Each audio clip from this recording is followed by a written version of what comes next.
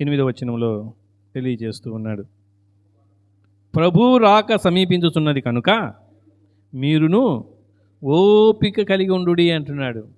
చాలు చాలు, ఓపిక కలిగి ఉండాలి. ఎంత ఓర్చుకొని ఉండాలను, అంత ఓర్చుకొని ఉండాలను. ఎందుకు? ఆయన రాకడా, ఆయన రాకడా. ఆయన నియమించుకున్నాడు. ఎలా నియమించుకున్నాడు? నిన్ను నన్ను రక్షణ అనే కిరీటం పెట్టాడు. నిరీక్షణతో ఒక కిరీటం పెట్టాడు. నడుచుకోమంటున్నాడు. అవి ధరించుకుందాం. మనం అవి ధరించుకున్నాం. రక్షణను ధరించుకున్నాం, నిరీక్షణ ధరించుకొని తిరుగుతూ ఉన్నాం. మన కంటికి కానరాదు, కానీ కంటికి కానొస్తే ఎంత బాగుంటుందో. మరణం లేదు. మన ప్రకటన గ్రంథంలో మనం చూస్తే రాబోయే సంఘం ఎత్తబడిన తర్వాత మరణం ఉండదు ఇంకా భూమి మీద. చావాలని ట్రైన్ కింద పడ్డామనుకో, ట్రైన్ కింద పడుతుంది కానీ మనం చావము. మన మీద రోడ్లు పోతుంది అనుకో, ఆ రోడ్లు మన మీద పోతే ఒక మనం బాగా భారీ కలిగిన మనుషులం అయితే ఆ రోడ్ల కింద పడిపోతుంది. మనకేం కాదు, చనిపో మనం. కాబట్టి దేవుడు మనల్ని ఎంతగా ప్రేమించుతున్నాడు చూడండి. ఓపిక, ఓర్పు ఉండదు.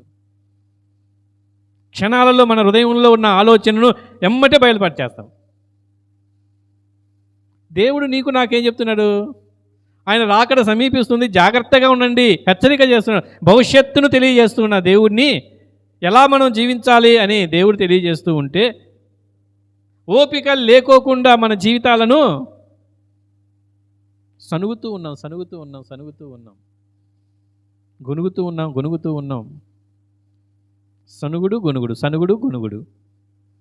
ఇదే మన జీవితాన్ని, కాలాన్ని ఎల్లబుతున్నామే కానీ మన క్రియను కొనసాగుతున్నదే కానీ ఓపికతో అనేది లేకుండా ఉంటున్నది. అందుకే చాలా చక్కగా 9వ వచనంలో చెప్తున్నాడు, ఇదిగో న్యాయాధిపతి వాకిట నిలిచి ఉన్నాడు. నీకు తీర్పు తీర్చడానికి న్యాయాధిపతి ఉన్నాడు, చూసావా? ఆయన త్వరగా వచ్చి వాకిట దగ్గర నిలబడున్నాడు.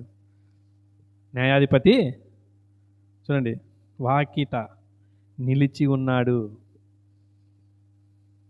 ఎంత చక్కగా చెప్తున్నారు చూడండి.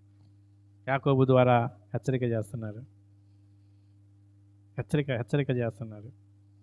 వాకిట దగ్గర ఉన్నాడు. కాబట్టి నువ్వేం చేయాలి? ఒకరి మీద ఒకరు సనుక్కోకూడదు. సనుగుడు సంశయాలొద్దు మనకు. ఓపిక కలిగి ఉండాలి. మన హృదయంలో స్థిరపరచుకోవాలి.